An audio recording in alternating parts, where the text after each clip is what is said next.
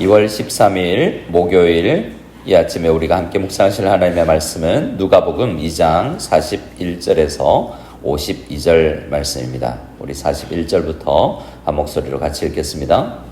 그의 부모가 해마다 6월절이 되면 예루살렘으로 가더니 예수께서 12살 되었을 때에 그들이 이 절기의 관례를 따라 올라갔다가 그 날들을 마치고 돌아갈 때에 아이 예수는 예루살렘에 머무셨더라. 그 부모는 이를 알지 못하고 동행 중에 있는 줄로 생각하고 하룻길을 간 후 친족과 아는 자 중에서 찾되 만나지 못하매 찾으면서 예루살렘에 돌아갔더니 사흘 후에 성전에서 만난즉 그가 선생들 중에 앉으사 그들에게 듣기도 하시며 묻기도 하시니 듣는 자가 다 그 지혜와 대답을 놀랍게 여기더라. 그의 부모가 보고 놀라며 그의 어머니는 이르되 아이야 어찌하여 우리에게 이렇게 하였느냐. 보라 내 아버지와 내가 근심하여 너를 찾아노라. 예수께서 이르시되 어찌하여 나를 찾으셨나이까. 내가 내 아버지 집에 있어야 될 줄을 알지 못하셨나이까 하시니 그 부모가 그 하신 말씀을 깨닫지 못하더라. 예수께서 함께 내려가사 나사렛에 이르러 순종하여 받드시더라. 그 어머니는 이 모든 말을 마음에 두니라. 아멘. 52절까지입니다. 예수는 지혜와 키가 자라가며 하나님과 사람에게 더욱 사랑스러워 가시더라. 아멘. 자, 누가복음을 우리가 보면 성전 이야기가 굉장히 많이 나옵니다. 먼저 사가랴가 성전에 들어가서 순서에 따라서 성전을 예배를 섬길 때 천사의 음성을 듣죠. 그리고 오늘도 보면 예수님께서 2장에서 또 어릴 때 부모님에 의해서 난지 8일 만에 성결례를 행하시러 성전에 가시는 것을 보게 됩니다. 그리고 이 누가복음은 성전에서 이야기가 끝나요. 누가복음 마지막 장은 보면 24장인데요. 제자들이 예수님께서 부활하신 것을 경험하고 그들이 늘 성전에서 하나님을 찬송하니라 라고 누가복음이 성전에서 기도하는 것으로 끝난단 말입니다. 또 누가가 어떤 책을 썼죠? 사도행전도 썼습니다. 사도행전을 보면 이제 3장에 성전 미문에 베드로 요한이 올라가다가 성전 미문에 앉은 안전뱅이를 고치는 사건이 나오죠. 그래서 누가복음에 보면 성전 중심으로 많은 이야기가 나오고, 그런데 사도행전에 가면 점점 성전 이야기가 없어지고 어떤 이야기가 나옵니까? 교회 이야기가 나옵니다. 그래서 누가는 이 성전을 시작해서 성전이 이제 교회로, 또 성전이 그 교회가 어떤 건물이 아니라 우리가 교회다. 교회 머리 되신 분은 이 예수님이다 라는 이야기를 계속하게 되는 것입니다. 그러나 누가가 이렇게 성전 중심으로 이야기하는 이유는 하나 더 있는데요. 왜냐하면 이 누가가 누가복음을 썼을 때 데오빌로 각하, 이 초신자잖아요. 어떤 이야기가 있었냐면 기독교는 당시만 해도 이단으로 취급받았습니다. 사도 바울이 기독교인이 되었을 때도 유대교 입장에서 보면 나사렛에서 한 이단이 일어나서 그 이단 종파를 따르는 유대교에서 나간 이단으로 취급받을 시대였다라는 거죠. 그래서 누가는 이렇게 예수님이 그렇지 않다. 성전과 율법을 아주 잘 지키는 경건한 유대인 가정에서 태어난 참 유대인이셨다라는 것을 강조하기 위해서도 이야기를 하는 것이고, 또 온전히 율법과 성전이 의미하는 바를 제대로 이루신 분이, 온전히 이루신 분이, 성취하신 분이 예수님이다라는 이야기를 하고 싶은 것입니다. 자, 41절에 보면 그의 부모가 해마다 6월절이 되면 예루살렘으로 갔다라고 이야기하죠. 모든 이스라엘 사람들이 다 가지 않았습니다. 신실하지 않은 사람들이 일했죠. 그래서 돈을 더 벌어야 되기 때문입니다. 또 대부분은 아버지하고 아들만 가는 거예요. 근데 여기는 누가 갔다고 되어 있습니까? 41절에 그의 부모가 같이 갔다고 되어 있잖아요. 그래서 어머니도 같이 이렇게 예배드리러 예루살렘을 찾아 나아가는 것을 볼 수 있습니다. 가난한 사람들은 한 번 정도는 가는데요. 어떤 사람, 가까운 사람들은 3번이나 가지만 한 번은 무조건 간다는 거죠.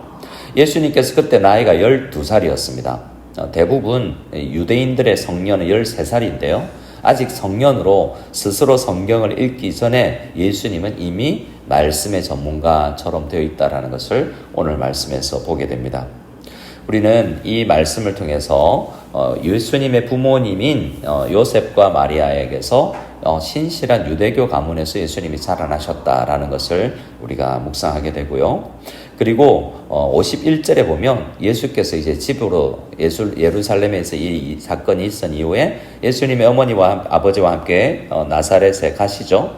거기서는 어떡합니까? 51절을 같이 한번 읽어볼까요? 예수께서 함께 내려가사 나사렛에 이르러 순종하여 받드시더라. 여기까지요. 예수님께서 누구를 순종하여 받들었다라고 이야기하고 있냐면 요셉과 마리아, 그러니까 어머니 아버지에게 순종했다라는 겁니다. 어떤 말씀이 생각나죠? 십계명에 내 부모를 순종하라라는 말씀이 계명이 나옵니다. 내 부모를 공경하라. 그리하면 내 하나님 여호와가 내게 준 땅에서 내 생명이 길리라라는 십계명이 말씀 있고요. 에베소서 말씀에도 주 안에서 부모를 공경하라고 이야기하지 않습니까? 예수님은 율법을 순종하는 겁니다. 근데 잘 생각해 보면 예수님이 지금 당시만 봐도 아직 어린 12살의 예수님이지만 하나님의 말씀의 영역에 있어서 누가 더 뛰어나겠습니까? 예수님은 어린아이 시절에도 죄가 없으신 분인데 요셉과 마리아는 죄인이잖아요. 그런데 그래서 예수님은 죄인인 부모일지라도 순종하여 받드는 율법을 온전히 지키는 모습을 볼 수가 있는 거죠. 다시 올라가 보서 우리 43절에 보면요.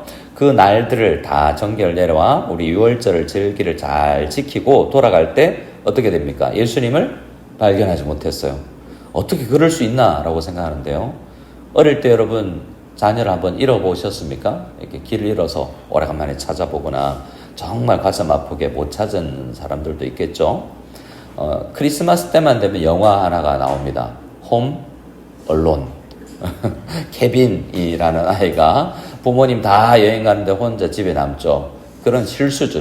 부모님의 실수. 네, 예수님은 케빈처럼 그냥 늦잠 자고 있었던 게 아니라는 것을 발견하게 되죠. 예수님은 의도적으로 예루살렘에 더 머무르면서 부모님에게도 뭔가 가르치기를 원했던 것입니다. 여러분 알다시피 그때 당시에는 대가족이 함께 움직였기 때문에 당연히 예수님의 어머니가 부주의한 게 아니라 우리 아이가 우리 조카들 사이에 있겠지 이런 생각을 하고 왔기 때문에 저녁에 이제 잠잘 때가 됐고 저녁 먹는 시간이 되어서 찾아보니 없었던 거죠. 그래서 다시 뒤돌아가면서 예루살렘 성전까지 가면서 찾았는데 결국 3일이 걸렸습니다. 그것도 의미가 있는데요. 46절에 사흘 후에 성전에서 만나고 찾게 된 것이죠. 여기 사흘이라는 단어가 굉장히 중요하지 않습니까? 예수님께서 사흘 만에 부활하신 것도 그렇고요. 사흘 만에 찾았다는 것이 여기서 부활을 의미할 수 있지는 않지만 3일 동안 부모의 적어도 이틀 동안은 부모가 애타는 그런 심정을 가졌고 절대 이 일은 잊어먹지 않죠.